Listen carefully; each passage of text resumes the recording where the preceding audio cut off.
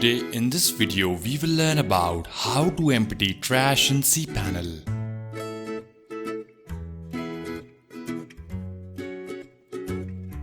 For that, log into cPanel, go to File Manager section. Now go to View Trash icon.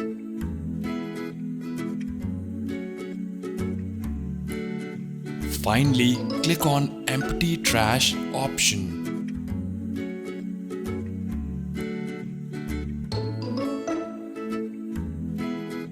Confirm the empty trash and then the trash is empty now.